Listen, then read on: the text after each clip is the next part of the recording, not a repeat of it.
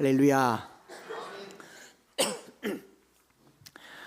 계속해서 사도행전 말씀 나눌 텐데 죄송합니다. 바울이 드디어 예루살렘 성에 방문하게 되죠. 예루살렘에 처음 간 게 아니라 사도 바울은 어려서부터 예루살렘에서 자랐습니다. 길리기아 다소 출생이지만 한 10살 전후 때에 예루살렘으로 소위 말해서 유학을 가서 거기서 학문과 신학, 자기 모든 활동의 배경이 됩니다. 아주 어린 시절에 예루살렘에 와서 당시에 가장 명망이 높았던 율법학자인 가말리엘의 문화에서 아주 율법의 고급 학문을 배웠고 학력도 좋았고요. 어려서부터 철저하게 말씀으로 무장된 바울이 청년이 되었을 때에 어떤 일이 일어났느냐, 스데반이라는 사람이 예수님의 복음을 전하다가 돌에 맞게 죽게 됐을 때 자기 눈앞에서 많은 사람들이 흥분하고 소동을 일으킬 때 그 사람들이 옷을 잡아다가 저당해 주면서 죽여도 좋다라고 증인되었던 그런 일을 했던 사람이 사도 바울입니다. 그러니까 예루살렘에서 알아주는 율법학자이고 영향력이 있고 많은 사람이 바울을 알던, 심지어는 대제사장에게 가서 예수 믿는 사람들을 잡아서 결박해서 예루살렘으로 끌고 올 권한을 얻을 만큼 정치적인 힘도 있었고 영향력도 있었습니다. 말씀드린 것처럼 이 스데반이 돌에 맞아 죽을 때에 이 돌 던지는 사람들에게 이 율법적인 근거를 제공해 주었을 만큼 신학적이고 율법적이고 정치적이었습니다. 그랬던 바울이 다메섹으로 가다가 부활하신 예수님을 만나죠. 삶이 완전히 전복되어 버립니다. 모든 신학과 가치관, 사고가 전복되어 버렸습니다. 그가 알고 있던 것이 실제가 되었고 그 실제가 자기의 삶을 다 뒤집어 놓았어요. 그래서 바울이 어려서부터 자기가 가졌던 학문, 정치, 사회적 배경이 있던 곳이 예루살렘이지만 지금 다시 방문하는 예루살렘은 더 이상 사도 바울에게 자신의 어린 시절의 백그라운드가 되지를 못하고 있는 거죠. 이게 한 20년이라는 시간이 지났고 그 사이에 여러 번 예루살렘으로 다녀가긴 했지만 그 시간의 흐름 속에 더 이상 예루살렘은 바울에게 전과 같지 않은 도시, 그전에는 고향 같았고 자기 신학의 배경이었고 학문의 배경이었고 정치적인 배경이었지만 이제는 그 함께 공부하던 사람, 함께 생각을 가진 사람들의 반대편에 서 있는 그 위치에서 예루살렘으로 온다는 겁니다. 상당히 부담스럽겠죠. 이런 부담스러움 때문에 20장에서 많은 제자들이 만류했습니다. 가지 말라고. 그랬더니 바울이 말리지 말 거면 말려들기라도 하라고 얘기했더니 지난주에 여러 곳에서 그런 말을 하더라고요. 제가 말리지 말면 같이 걷든지 기도하든지 했는데, 제가 지난주에 충격적인 일은요, 서울에 이렇게 이동을 하는데 제가 못 걷겠더라고요. 이 심장이 너무 뛰어가지고. 지난주에는 정말 걷다가 죽을 기세로 걷겠다고 했는데 100m를 못 걷고 있는 제 자신을 보면서 순간 비참해지고 많이 우울했는데, 이제 오늘 아침에 보니까 회복되고 있는 것 같습니다. 계속 말려들 겁니다. 어쨌든 바울이 다시 이곳에 왔을 때는 20년 전에 스데반이 죽었을 때의 모습이 떠오르면서 나도 그렇게 될 수 있을 것이다 라고 하는 각오를 하고 온 겁니다. 어쩌면 스데반이 죽었을 때에 그의 얼굴이 천사와 같이 빛났던 것을 상상하면서 바울이 머릿속에 결박과 박해를 당할 뿐만 아니라 죽을 것도 각오했다, 준비했다라는 말은 바울이 연습했는지는 모르겠지만 내가 돌 맞을 때 이렇게 이렇게 그런 각오로 여기 왔단 말이에요. 예루살렘에 왔다라는 것은 그냥 왔다가 아니라 정말 엄청난 각오를 하고 예루살렘에 도착했는데, 오늘 우리가 다룰 본문 17절부터 36절에 있는 이 두 사건은 바울의 각오하는 방향과는 좀 다르게, 결과적으로는 매도 맞고 성 밖으로 내치기 얻고 죽을 뻔도 했지만 그 상황이 스데반처럼 장렬하게 예수가 그리스도라는 사실을 전하고 아브라함 때부터 우리를 부르셨던 그 하나님께서 예수 그리스도를 부르셨다는 이 복음적인 말씀을 전하기는커녕 이상한 오해에 휘말려서 바울이 지금 위기에 처하고 있는, 어찌 보면 바울이 이거는 내가 원한 게 아닌데 라고 생각했을 법도 한 그 사건이 두 개가 기록되어 있고, 오늘 이 두 사건을 중심으로 말씀을 전하려고 하는 겁니다. 그 첫 번째 사건이 무엇인가 하면 17절부터 26절에 기록된 내용으로 이 그리스도인 공동체, 예루살렘에 있는 야고보와 그리스도인 공동체들 사이에 율법의 열성을 가진 사람들로부터 받는 오해였습니다. 예루살렘 공동체 안에 이 교인들입니다. 기독교인들이에요. 유대교인들이 아니라 기독교인들 중에 바울을 향한 일정한 오해가 있었어요. 왜냐하면 바울은 안디옥 교회를 중심으로 1차, 2차, 3차 전도 여행을 하면서 그 주로 복음을 전하던 대상들이 이방인들이었습니다. 헬라 사람들이었고 로마 사람들이었습니다. 그러다 보니까 그 사람들이 오랫동안 가지고 왔던 식습관이나 생활 습관이 유대교랑 너무 차이가 나는 겁니다. 할례를 받지 않고 제일 큰 게 돼지고기를 먹고 그 다음에 절기를 지키지 않지 않습니까? 여러분 미국 사람들이 8월 15일 광복절을 지키지 않잖아요. 미국 사람들이 다 김치를 먹는 건 아니지 않습니까?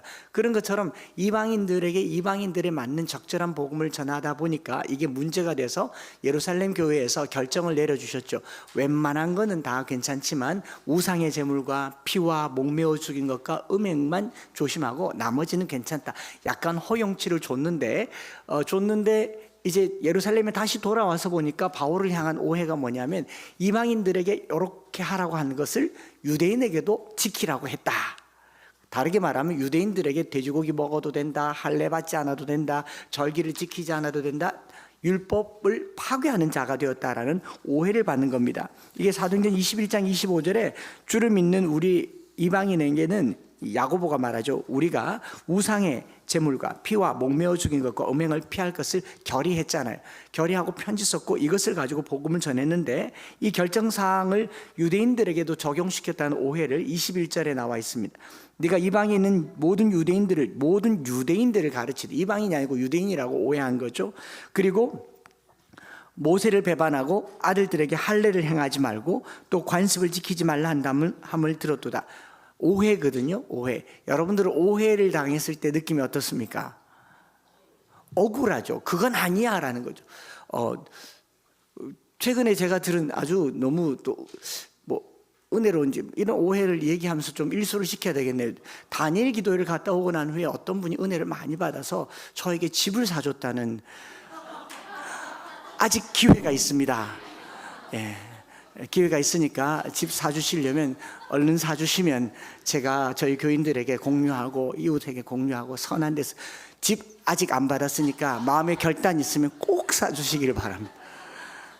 근데 그런 오해를 목회자들이 하고 있더라는 거예요. 본인들이 해봐서 알잖아요. 여러분 목회자가 목회자를 해서 집 선물 받은 경우가 몇 경우가 있겠습니까? 이런 오해를 받는 거예요. 바울이 이거랑 전혀 결이 다르게, 제가 이 설교를 아니고 집 사달라고 말하는 거예요. 아직 결정을 못했으면, 행동으로 못 옮겼으면 010-6680-12 오해죠. 그런데 그 사람들이 누구냐? 21장 20절에 유대인 중에 믿는 자 수만 명이 있으니 다 율법의 열성을 가진 자라, 이렇게 얘기를 하고 있어요. 지금 이 대화를 하고 있는 예루살렘 교회의 지도자가 누구냐면 야고보입니다.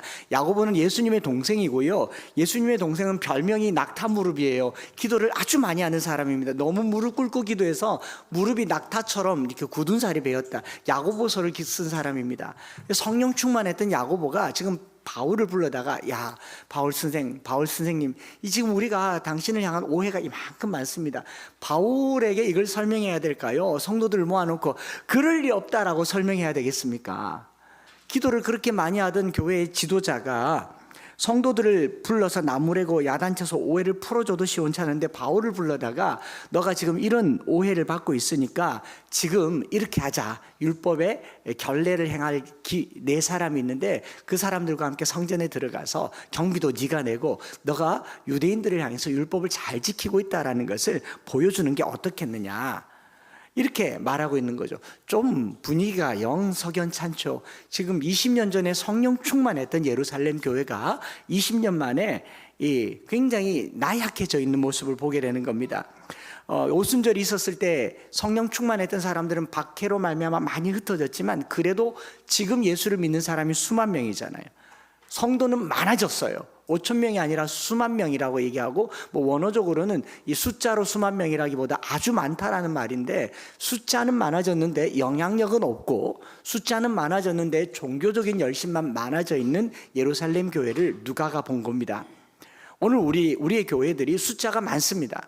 대한민국에 그리스도인들이 많고요. 뭐 국회에 3분의 1, 뭐 또 대한민국 포스타의 뭐 3분의 2, 반 이상이 기독교인이라고 말할 만큼 우리는 숫자가 많습니다. 그러나 종교적인 열심만큼이나 복음의 열정적인가 한번 물어봐야 될 지점이 이 지점인 것이죠.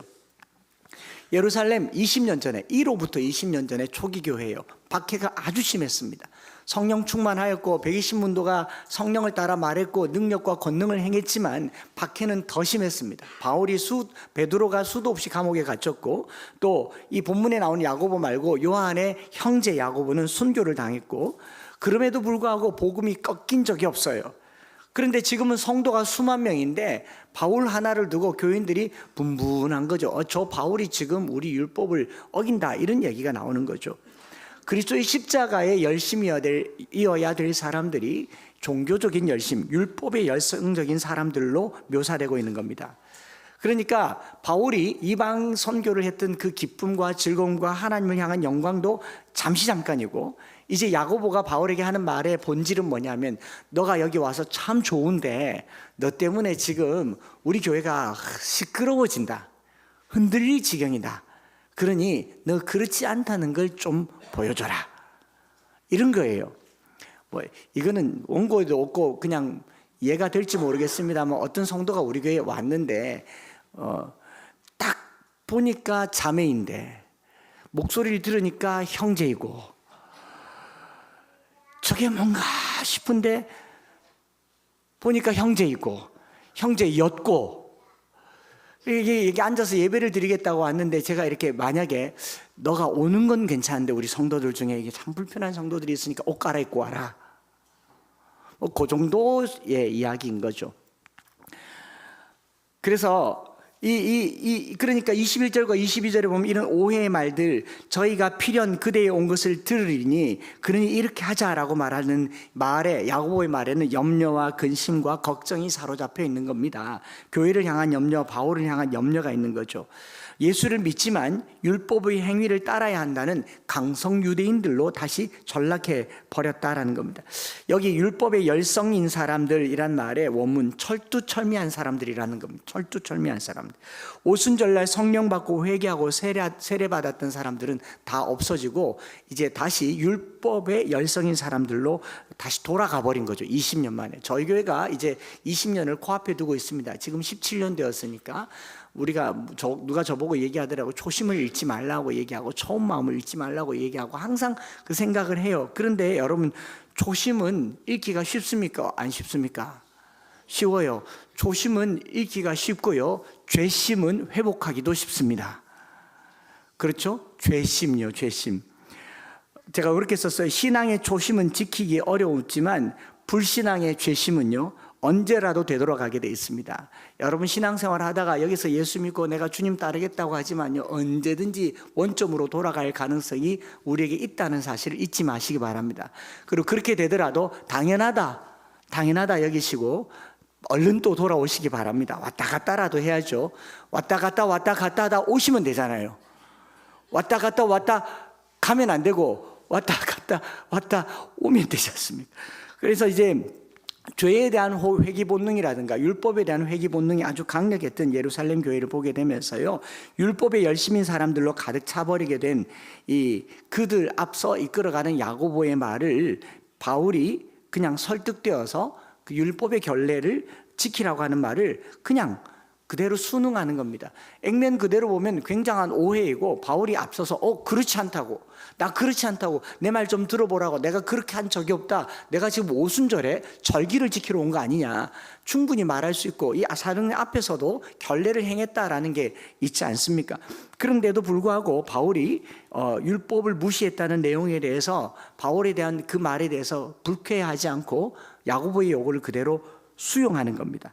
야고보의 제안이 뭐냐면은 23절과 4절에 이렇게 하자 이렇게 말해요. 소원한 네 사람이 있으니까 머리를 깎게 하고 그리고 그 각본을 짠 대로 네가 경비를 대고 그들과 함께 결례를 행하라. 여기 결례라는 말이 무슨 말이냐면 요즘처럼 무례하게 행하는 결례가 아니고 고대 사회에 나실인이라고 하는 서약이 있어요. 내가 얼마 기간 동안 우리로 치면은 작정 기도라는 걸 하잖아요.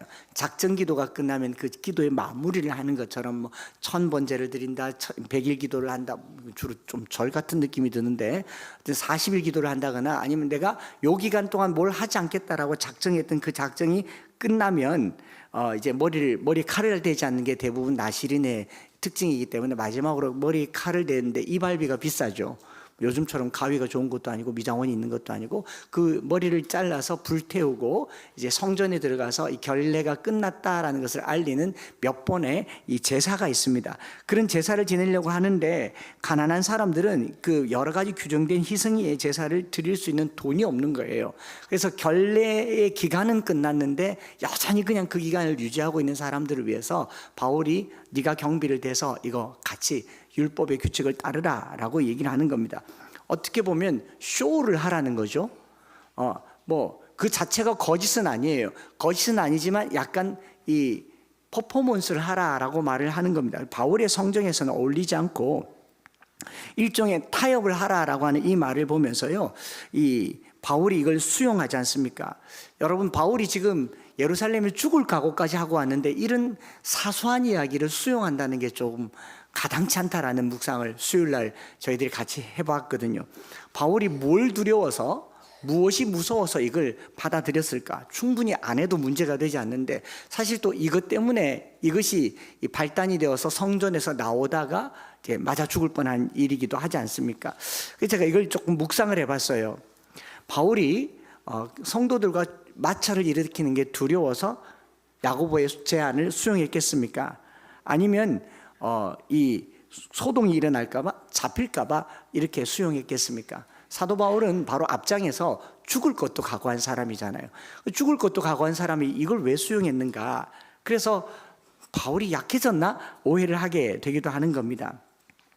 그래서 이걸 가지고 이렇게 저렇게 묵상하는 중에 수요일날 어떤 집사님이 성경 말씀 한 절 딱 가지고 오니까 다들 이야, 그래서 그렇구나. 바울이 자기 고백을 고린도 전서 9장 19절부터 23절에 이렇게 표현하고 있는 겁니다. 화면에 같이 한번 읽어볼까요? 시작. 내가 모든 사람에게서 자유로우나 스스로 모든 사람에게 종이 된 것은 더 많은 사람을 얻고자 함이라. 유대인들에게 내가 유대인과 같이 된 것은 유대인들을 얻고자 함이요, 율법 아래에 있는 자들에게는 내가 율법 아래에 있지 아니하나 율법 아래에 있는 자 같이 된 것은 율법 아래에 있는 자들을 얻고자 함이요, 율법 없는 자에게는 내가 하나님께는 율법 없는 자가 아니요 도리어 그리스도의 율법 아래에 있는 자이나 율법 없는 자와 같이 된 것은 율법 없는 자를 얻고자 함이라. 약한 자들에게 내가 약한 자와 같이 된 것은 약한 자들을 얻고자 함이요, 내가 여러 사람에게 여러 모습이 된 것은 아무쪼록 몇 사람이라도 구원을 얻고자 함이니, 내가 복음을 위하여 모든 것을 행함은 복음에 참여하고자 함이라. 마지막 줄 한 번 더 볼까요? 시작. 모든 사람을 것을 행함은 복음에 참여하고자 함이라. 율법의 열정을 가진 사람들을 향한 바울의 태도는 복음의 열정을 가졌다는 거예요. 이 사람들은 율법의 열정을 가졌지만 바울은 이 율법의 열정을 가진 사람들을 복음으로 돌이키게 하기 위해서 이 일들을 행했다. 아무쪼록 몇 사람이라도 구원하고자 하여 그들의 요구를 들어줬던 것이다 라는 겁니다. 전 이거 묵상하면서 그런 생각을 해봤어요.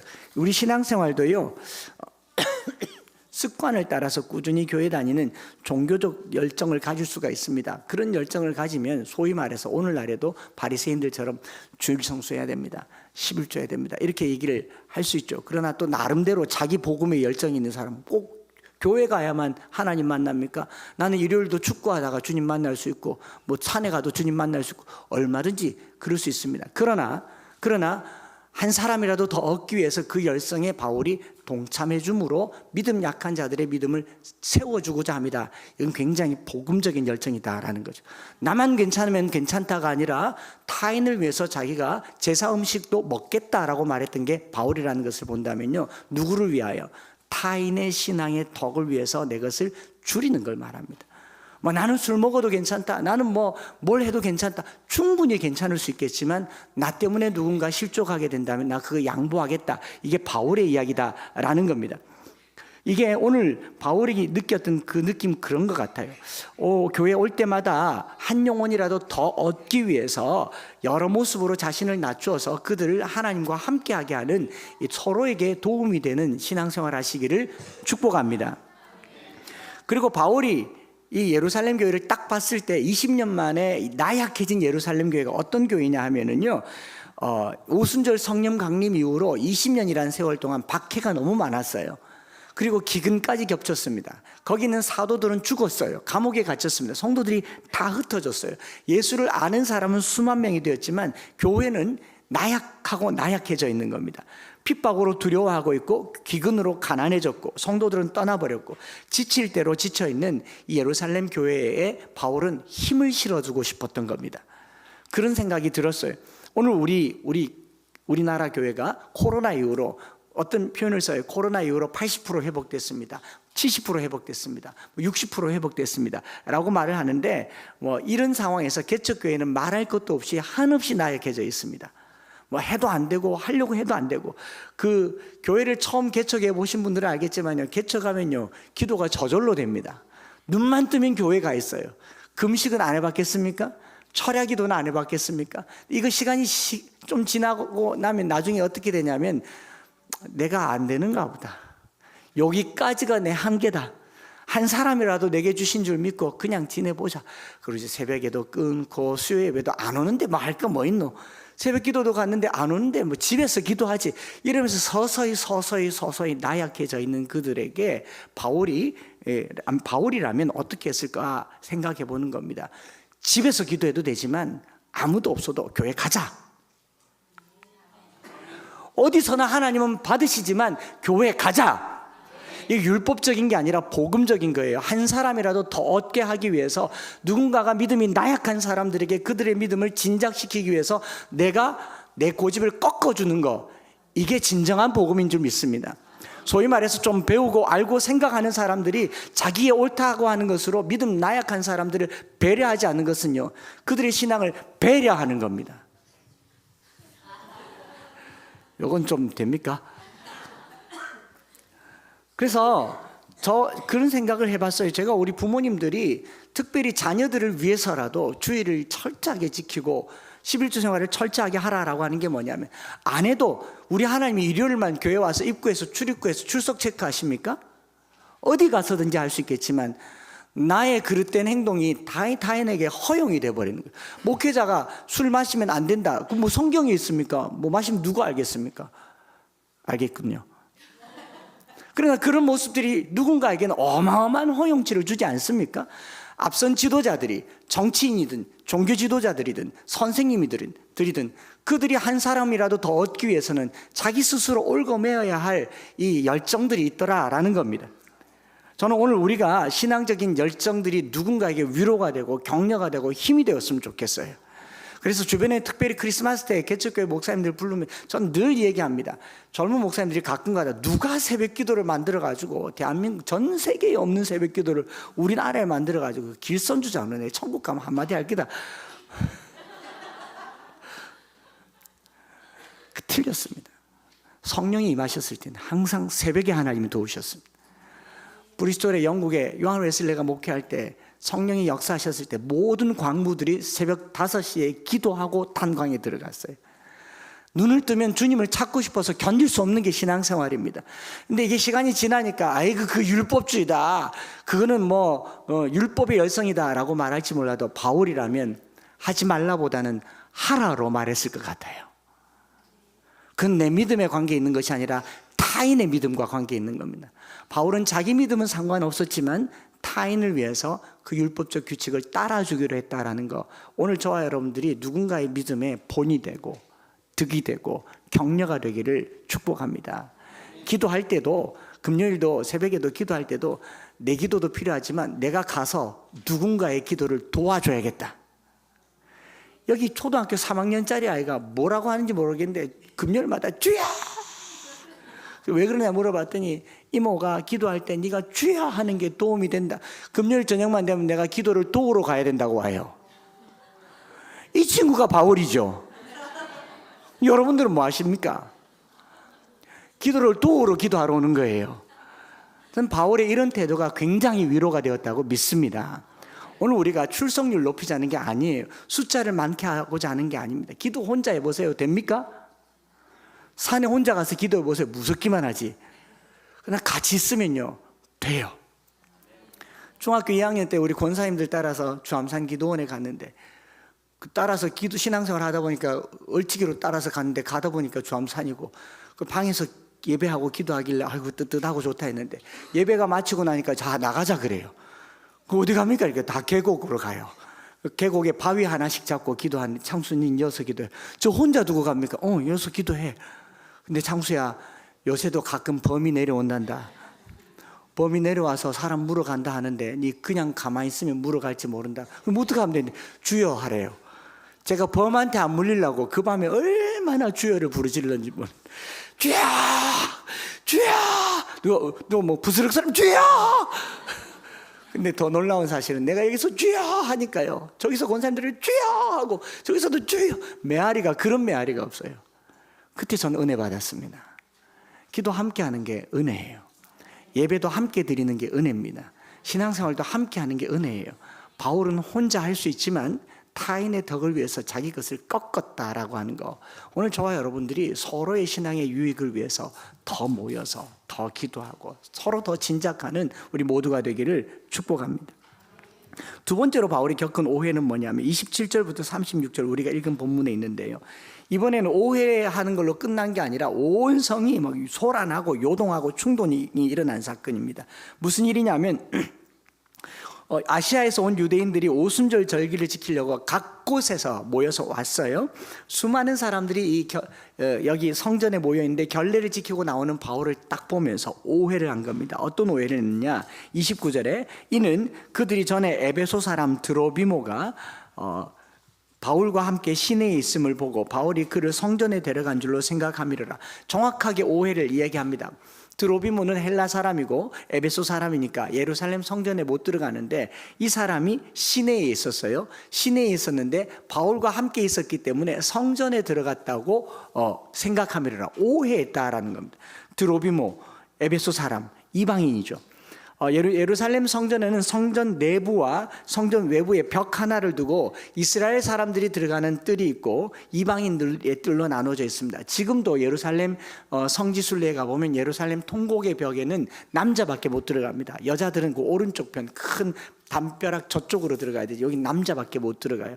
그러니까 성의 구별이 있고 민족의 구별이 있는 곳이 유대인들인데 2000년 전에 이방인이 거기 들어가면요 죽는다라고 경고가 있어요. 이방인 출입금지. 할례 받지 못한 사람 이방인 출입금지인데 바울이 드로비모와 함께 있는 걸 보고 이방인들을 데리고 성전에 들어갔다고 단단히 착각한 겁니다. 예루살렘 성전을 소중히 여기던 사람들이 일제히 달려들어서 바울을 잡아 성전 밖으로 끌고 나가면서 28절에 보면 외치되 이스라엘 사람들아 도우라. 이는 이 사람은 각처에서 우리 백성과 율법과 이곳을 회방하여 모든 사람을 가르치는 그자인데 헬라인을 데리고 성전에 들어가서 거룩한 것을 더럽혔다라고 얘기를 하면서 이제 선동을 하는 겁니다. 그래서 27절부터 26절을 하나하나 뜯어보면 굉장히 자극적인 언어들이 반복되게 사용되고 있습니다. 27절에 보면요, 성전에서 바울을 보고 모든 무리를 뭐하여? 충동하여. 이게 쉰케오라는 말을 썼는데 혼란시켰다. 충동하고 그를 확 잡습니다. 28절에는요 외칩니다. 야 우리를 와서 도와라. 이놈 잡았다. 뭐 이렇게 30절에는 온 성이 소동하였습니다. 백성들이 달려와서 모여요. 달려와서 모여드는데 우리 대구 사람들은 뭐 웬만한 소동이 일어나도 조금 한 템포 늦추어지는데 여기 수도권 계신 분들은 용서하시고 들으세요. 수도권은 분위기가 달라요. 제가 가서 보니까 수도권은요 식당에 줄 서면요 일단 서고 봅니다.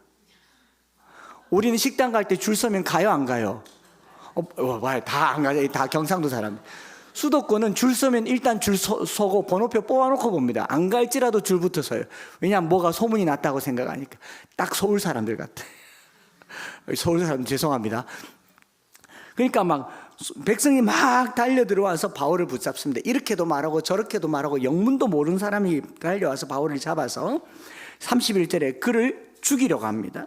온 예루살렘이 요란합니다. 여기도 쉰케오, 충동하고 요란했다는 소문이 들리고, 그리고 32절에 이제 천부장이 나타나니까 바울 치기를 그쳤다라는 말은 천부장, 백부장이 나타날 때까지 뭐 했다?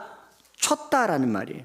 34절에도 소동, 35절에 폭행, 36절에 우리 무리가 그를 없이하자 하고 외치며 따라갔다. 굉장히 선동되어 있고 자극되어 있고 흥분되어 있는 그 성내의 사람들을 보는 겁니다. 결국 바울은 유대인들에게 잡혀서 성 밖으로 끌려나가게 되고, 성전 안에서는 사람을 못 죽이니까 성 밖에서 끌어나가서 30절에 문을 닫았다라는 말은 죽일 작정을 했다라는 겁니다. 바울은 복음 전하다가 장렬하게 죽고 싶은데 지금 뭐 때문에 죽습니까? 데리고 가지도 않았던 이방인을 데리고 갔다라는 이 일 때문에 죽게 생겼습니다. 억울해요, 안 해요? 잠깐만, 나 복음 전하다 죽고 싶다라고 말하고 이거는 아니지라고 말해야 되는 상황인 거죠. 굉장히 억울하게 지금 위험을 당하고 있는 겁니다. 그래서 이 썩난 유대인들, 증오심에 불타는 유대인들에 의해서 죽음의 코앞에 있는 이 내용을 보면서요, 본질에서 굉장히 벗어나 있는 종교적인 광기를 보게 되지 않습니까?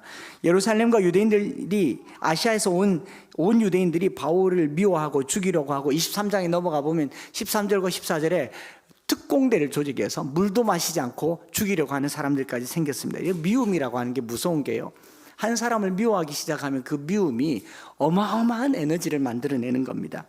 여러분, 신앙이 깊어지면 사랑이 깊어져야 되는데 잘못된 종교적인 열정은 증오가 깊어질 수 있다는 걸 우리 잊지 말아야 됩니다. 우리 한국 기독교회가 진리와 정의와 하나님의 말씀을 따르는 것까지는 괜찮지만 깊어지면 깊어질수록 사랑이 깊어지기를 원합니다. 지금 우리의 교회는요, 증오로 똘똘 뭉쳐져 있습니다. 물론 차별금지법이 통과되면 안 됩니다. 우리 아이들이 호주나 미국이나 어디 가서 만연하는 종교적, 성적인 타락에 노출되는 거 원하지 않아요. 그러나 원하지 않는 그것들이 우리가 누군가의 눈에 종교적인 광기로 보여지지 않기를 원합니다. 이기되 선으로 악을 이기기를 바랍니다. 사랑으로 죄를 이기기를 바랍니다. 이게 우리가 해야 될 삶의 자세인 것이죠. 오늘 우리 사회가 똑같이 광기와 증오심으로 휘말려 있습니다. 정치도 마찬가지고 종교도 마찬가지입니다. 애국한다고 하는 사람들이 증오합니다. 애자는 사랑의 자예요. 증국이 아닙니다. 우리가 애국이란 이름으로 누군가를 미워한다면 그 나라를 사랑하는 게 아닙니다. 도산 안창호 선생님이 왜 정치를 안 한다고 그랬어요?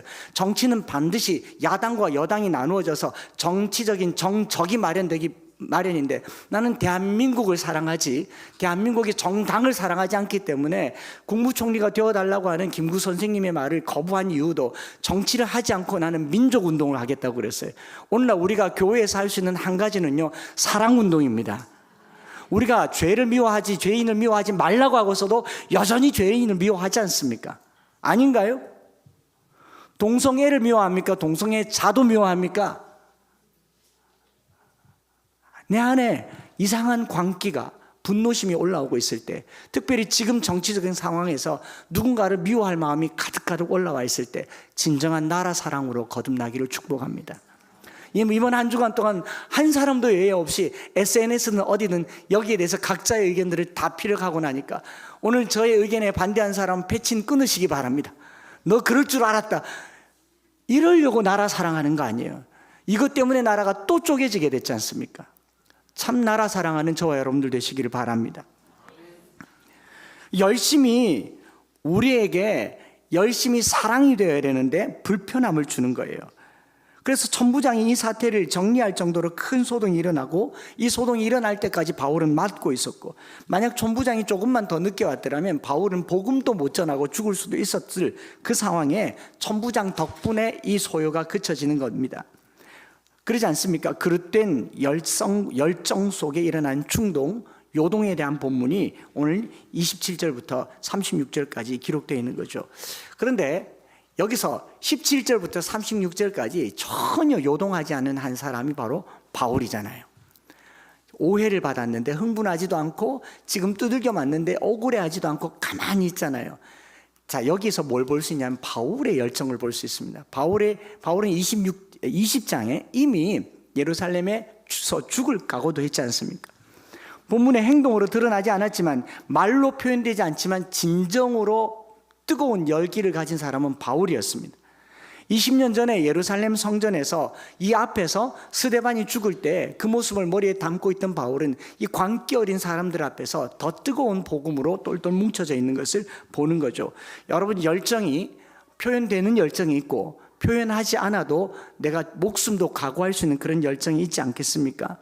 우리가 복음으로 똘똘 뭉친 열정의 사람들이 되시기를 축복합니다. 행동하지 않아도요, 누구도 말릴 수 없는 그 안에 뜨거움이 있는 겁니다. 그래서 이게 제가 여기 그런 표현을 썼는데, 여기에 그릇된 열정이라는 표현을 썼는데요, 나라를 사랑하고 성전을 사랑하고 율법을 사랑하는 사람들의 그릇된 열정이 잘못 표현되면요, 폭도가 될 수 있고 증오가 될 수 있습니다. 그럴 때 바울은 말하지 않는데, 표현하지 않는데 진짜 복음으로 그 마음이 뜨거워져 있다는 것을 알게 되는 거죠. 명품은 명품일수록 가짜가 많습니다. 그렇지 않습니까? 시티즌 시계, 카시오 시계 가짜가 없어요. 10,000원만 주면 사니까. 그죠?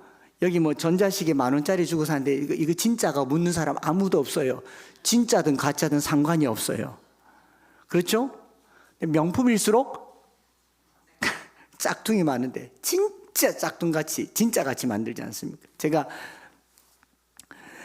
몽블랑 볼펜입니다. 저희 아들이 줬습니다. 이게 왜 들고 나왔냐? 아주 한 10수년 전에 어떤 집사님이 목사님 몽블랑 볼펜입니다 하고 들고 왔는데, 이런 걸 내가 받아보다니 또 이제 소문 날 겁니다. 목사님 몽블랑을 사랑한다 그래서 이제 쓰다가 볼펜이 이렇게 좀 안 나와요. 약이 다 돼서. 이걸 좀 AS를 하면 좋겠다 싶었는데, 마침 그때 중국에 이제 엠마오 교회를 할 때여서 홍콩에 내렸을 때에 홍콩 공항에 면세점에 몽블랑이 있길래 이걸 딱 들고 가서 내가 이거를 좀 속을 바꿔달라고 했는데, 보니까 짜더 무슨 말이에요? 가짜라는 거예요. 가짜. 얼마나 실망했던지 나오는 길에 버렸습니다.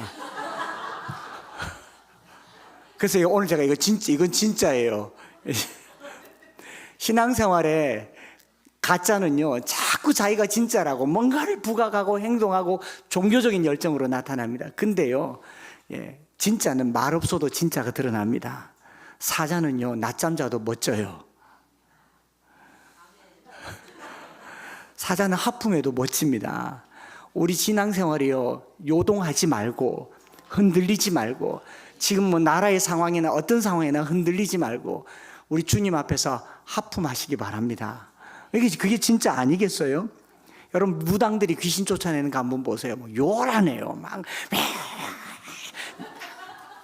나가! 우리 예수님이 이리 쫓아냅니까? 가! 너무 요란해요. 오늘 기독교가 하고 있는 행태들이 너무 요란해요. 물론 해야 될 때가 있습니다. 행동해야 될 때가 있지만 지금만큼은 광기 어린 행동으로 나타나지 마시고 고요하게, 잠잠하게, 침묵함으로 우리의 뜻을 하나님께 아뢰는 저와 여러분들 되시기를 축복합니다. 진짜 능력 있는 사람은요, 가만히 있어 하나님을 움직이는 사람입니다. 너희는 가만히 있어 내가 하나님됨을 알지어다. 저는 이때야말로 하나님의 하나님됨이 드러나는 시간이 되기를 축복합니다. 그래서 충동하고 선동하는 세상에 편승하지 말고요, 그리스도의 향기로 세상을 진동하는 저와 여러분들 되기를 축복합니다.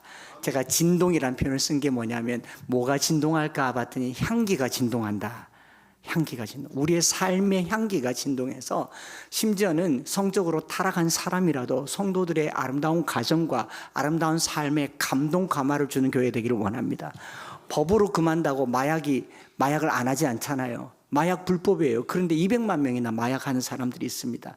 대한민국이 법을 정하면 더 많이 하겠지만, 법도 막아야 되지만 더 중요한 것은요, 그것을 근절할 수 있는 더 아름다운 문화가 향기로 드러나기를 축복합니다. 고린도후서 2장 14절부터 16절에 항상 우리를 그리스도 안에서 이기게 하시는 우리로 말미암아 각 처에서 그리스도를 아는 냄새를, 뭐를? 그리스도를 아는 냄새를 옆 사람 한번 맡아보세요. 그리스도 냄새가 납니다. 그런 냄새를 나타내시는 하나님께 감사하노라. 예수 믿는 태 좀 내고 삽시다. 태 좀 내고 살아요. 똑같이 살면서 나는 괜찮다. 니만 괜찮지 나는 안 괜찮잖아요. 내가 타인에게 그리스도를 아는 냄새가 나타날 때 우리는 구원받는 자들에게나 망하는 자들에게나 하나님 앞에서 그리스도의 향기니, 이 사람에게는 사망으로부터 사망에 이르는 냄새요, 저 사람에게는 생명으로부터 생명에 이르는 냄새로라. 마지막에 같이 따라해 봅시다. 누가 이 일을 감당하리요? 누가 이 일을 감당하리요? 우리 몸에서 나는 그리스도의 냄새를, 이 진동을 누가 감당하리요? 요란하고 소동하고 시끄러운 속에 예수 냄새가 요란하기를 축복합니다. 폭도와 같은 목소리로 세상을 어지럽히지 말고요, 그리스도의 향기로 진동하시고, 하나만 더 말씀드리면 기도로 세상을 진동하시는 저와 여러분들 되기를 바랍니다. 광화문으로 갑시다, 동성로로 갑시다, 어디로 갑시다. 거기 가면 퇴진! 전 누구도 아닙니다. 이게 넥타이 색깔 가지고 오해하지 마세요. 누구도 아닌데 이런 걸로는 땅이 진동하지 않습니다. 사도행전 4장 31절에 박해받던 유대인들이 기도하고 나서 어떻게 했습니까? 빌기를 다함에 모인 곳이 진동하더니 무리가 다 성령에 충만하여 담대히 하나님의 말씀을 전하니라. 오늘 이 어려운 시국에 우리가 해야 될 것은 교회에 모여서 기도하는 일입니다. 더 기도하는 일입니다. 저는 들었고 경험했어요. 소록도에 갔을 때, 소록도에 그 북성교회 앞에 정오기도회라고 있는데, 거기서 수요일 정오마다 기도하는데 한 100여 명의 그 한센시병 성도들이 모여서 기도하는데, 그 기도 소리가 얼마나 뜨거운지 마당에 있으면 땅이 진동했다 그래요. 여러분, 우리가 기도해서 땅을 울릴지언정 세상을 시끄럽게 하지는 맙시다. 왜냐하면 하나님이 세상을 변화시키는 분이시잖아요.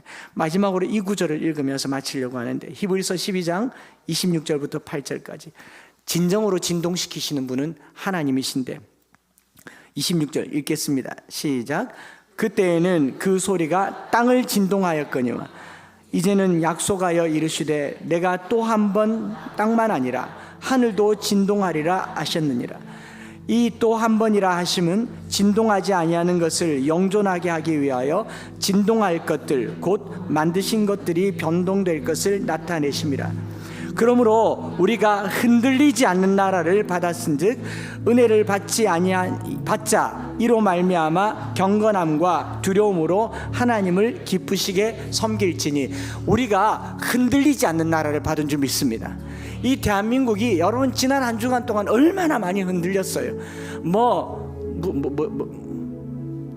뭐라 그러지? 이름 모르겠다. 계엄. 다 까먹었어요. 머리가 하얘졌어요. 탄핵, 내란. 지금 나라는 흔들리고 있지만요, 우리가 하나님께 받은 나라는 흔들리지 않는 나라입니다. 이때 성도들이 흔들리지 않기를 바랍니다. 이때 교회 와서 기도함으로 은혜를 받기를 원합니다. 흔들리지 않는 하나님 나라를 꿈꾼다면요, 정권 바뀐다고 누가 수장이 될지 모르겠지만 그건 좋을 것 같습니까? 역사 이래로 인간 수장이 세상을 평화롭게 만드는 적은 단 한 번도 없습니다. 그러니까 자꾸 바뀌잖아요. 우리가 받을 하나님의 나라는 영원한 하나님의 나라입니다. 언제든지 그렇게 발전하는 겁니다. 그 일을 위해서 우리가 투표권을 받았잖아요. 이번에 실패했으면 한 5년 눈 찔끔 감고 견뎌야죠. 다음에는 그것을 마음에 새겨서 바꾸면 되지 않습니까? 그 모든 권을 우리에게 받았잖아요. 누구를 욕하고 비난할 것이 아니라 버텨야죠. 그 기간 동안 우리가 할 수 있는 유일한 진동은요, 기도입니다. 기도예요. 목회자들도 마찬가지인데, 제가 이거 때문에 또 우리 대통령께서 우리 표창 주실지도 모르겠네요. 모여라 가자, 그거 좀 하지 마세요. 제가 할 수 있는 유일한 회집은 교회입니다. 교회 오세요. 예배 드리세요. 기도하세요. 오늘 우리가 기도함으로 나라가 변하게 되는 줄 믿습니다. 한 주간 동안 속 시끄러운 세상의 언론에 오르내리는 이 초유의 국가 상황 속에서요, 요란스럽고 소란스럽습니다. 곳곳에서 저마다 소리를 냅니다. 목회자들도 소리를 냅니다. 충동합니다. 당부드립니다. 흔들리지 맙시다. 흔들리지 않는 나라를 꿈꿉시다. 어머니 같은 내 조국, 어디를 둘러봐도 눈물겨운 내 조국, 어머니의 젖줄이 신앙의 젖줄이 되게 하시고, 어머니로부터 받은 말씀이 자녀들에게 그대로 새겨지게 하시는 복음국가 하나님 나라 될 수 있도록 우리 이때에 더 기도할 때 내 영혼이 잠잠히 하나님만 바라며 나의 소망이 그에게서 나오는도다. 우리가 정치인들을 세웠으면 그분들을 위해서 지지하고 격려하고 힘을 실어줍시다. 그리고 우리는 기도합시다. 그리고 한 가지 더 보탠다면 세금 잘 내세요. 꼬박꼬박 세금 신고하시고 내시고 나라를 위해서 애쓰시는 저와 여러분들 되시기를 바랍니다. 이 찬양 드리면서 한번 기도하겠습니다.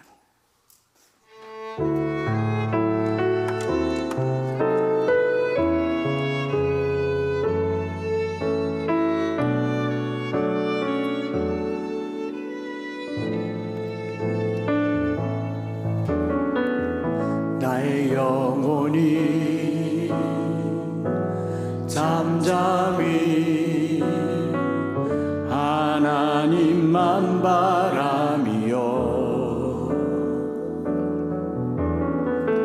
나의 구원이 그에게서 나는도다. 나의 영혼아 잠잠히 하나님만 바라. 나의 영혼아 잠잠히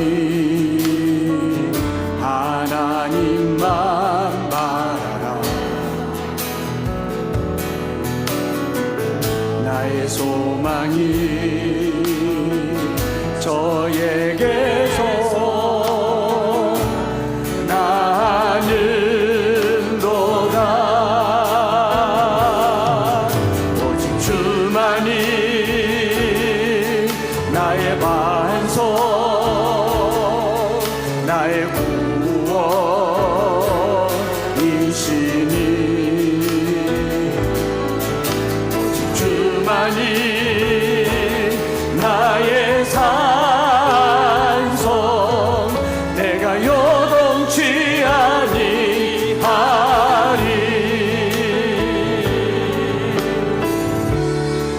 너희는 가만히 있어 내가 여호와 됨 하나님 됨을 알지어다 라고 말했다면 오늘 우리가 할 수 있는 유일한 행동은요, 가만히 있는 겁니다. 돌에 맞을 수도 있고 비난당할 수도 있고 억울할 수도 있어요. 그렇게 가만히 있는 동안 그리스도의 향기가 진동할 수 있도록 우리 시간에 다시 한번 2절 찬양 드리면서 하나님을 갈망하며 하나님께 나아가십시다.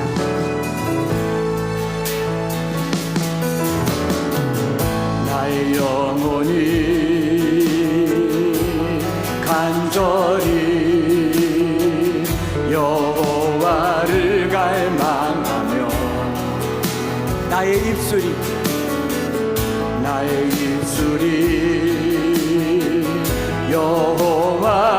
여호와를 찬양하리. 나의 영혼이 즐거이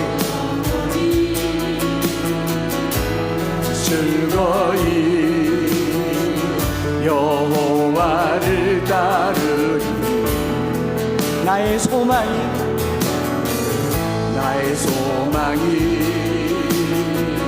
저에게서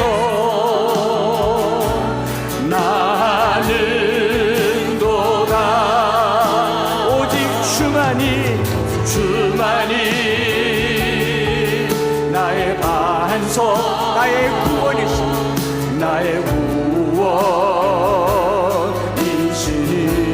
오직 주만이 나의 산성, 내가 요동치 아니하. 오직 주만이 나의 구원 반석이십니다. 나의 반석, 나의 구원이시니 나의 구원이시니 주만이 나의 산성, 내가 요동치 아니. 다시 한번 찬양할 때 두 손 높이 들고 오직 주만이 나의 반석, 나의 안소, 나의 구원이시오. 나의 구원이시니 오직 주만이 나의 산소, 요동치 아니하리. 우리 시간에 기도할 때에요, 우리 나라를 위해서도 기도할 것이고 우리의 삶을 위해서도 기도할 것이고 보네퍼처럼 누구처럼 행동하라고도 하겠지만 성도의 진정한 행동은 기도입니다. 하나님 일하시옵소서. 하나님 이 나라를 긍휼히 여겨 주시옵소서. 이 민족을 살려 주시옵소서. 여당이든 야당이든 정치 위정자들에게 여호와를 경외하는 마음과 정직을 허락하여 주시옵소서. 백성들이 나라를 사랑하되 미워하지 아니하며 사랑하게 하여 주시옵소서.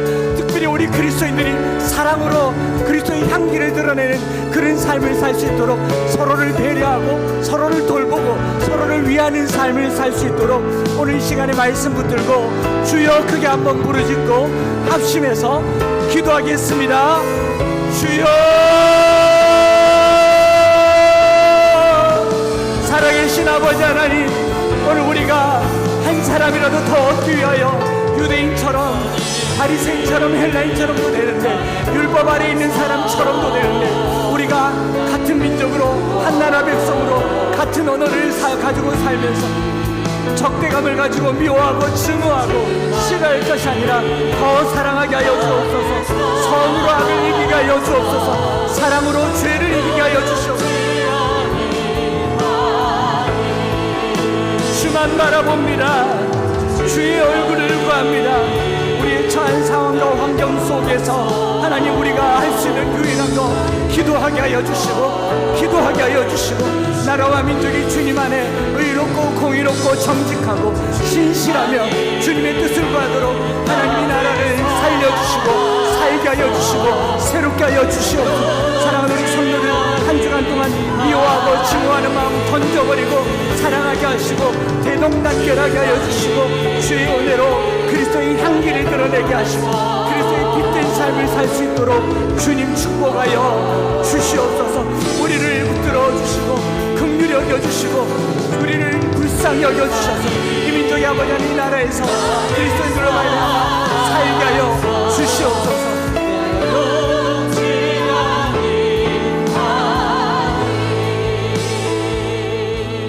하나님 아버지, 한 영혼이라도 더 얻기 위하여 그 불편하고 억울한 상황을 몸소 감내했던 바울을 봅니다.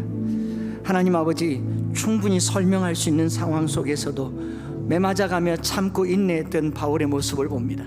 오늘 우리는 10원도 손해보는 것을 싫어하고 한마디도 욕 들어먹는 것을 싫어하고 한마디도 오해받는 것을 싫어하는 이 사회 속에 살다 보니 사랑이 증오가 되었고 증오가 폭력이 되어 있는 그런 시대에 살고 있습니다.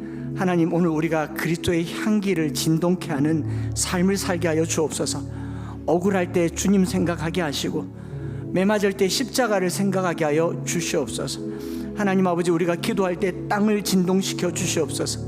하나님, 우리가 흔들리지 않는 나라를 받았으니 나라의 흔들리는 상황 속에 주를 바라보게 하여 주옵소서. 하나님의 자비하심을 구하게 하여 주옵소서. 우리가 한국 전쟁 때에도 일제강점기에도 신사참배의 그 혹독한 고난 속에서도 믿음을 지켜왔던 것을 기억하여서 흔들리지 않는 나라를 흔들리지 않는 믿음으로 지켜가게 하여 주시옵소서. 지금이야말로 기도하고 지금이야말로 주께 모여 지금이야말로 주님을 부르짖을 때인 줄 믿습니다. 길거리에 나가서 정치적인 행동하기 이전에 교회에 나와서 주께 부르짖게 하여 주시고 하늘 보좌를 움직이는 우리 성도들이 되기를 원합니다. 대통령의 이 보좌를 움직이는 것이 무슨 의미가 있겠습니까? 국회를 움직이는 것이 무슨 의미가 있겠습니까? 우리의 간절한 소망은 하나님 움직여 주시옵소서. 하나님 일하여 주시옵소서. 하나님 우리 가운데 긍휼을 베풀어 주시옵소서. 이구동성으로 정치, 경제, 사회, 문화의 이 개탄함을 토로하고 있을 때에 하나님만이 하실 수 있사오니 주여 성령을 부어 주시옵소서. 이 한 주간 우리 안에 그리스도의 향기가 풍성하게 진동하는 삶이 되기를 소망합니다. 주님 앞에 예물을 드립니다. 우리의 드려지는 예물이 주님을 나타내며 특별히 성탄의 절기에 낮은 것이 도두어지며 높은 산이 낮아지며 주님 오실 길을 예비하는 귀한 예물들이 되게 하여 주시옵소서. 구주 예수 그리스도의 크신 은혜와 아버지 하나님의 변함없으신 사랑하심, 성령 하나님 위로교통 충만 역사하심이 오늘 우리 삶 속에 하나님의 참 통치하심을 기다리고 흔들리지 않는 나라를 위하여 이 땅에서 그리스도의 향기를 발휘하기를 소망하는 사랑하는 모든 성도들 위해 이제로부터 영원토록 함께 있을지어다. 아멘.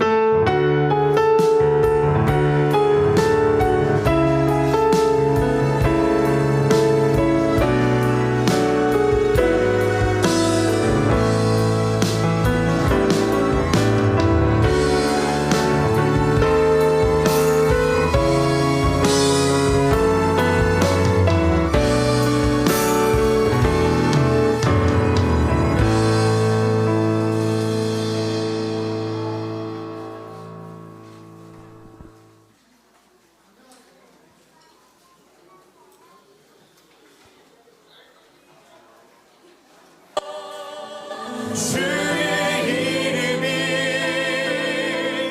온 땅에 어찌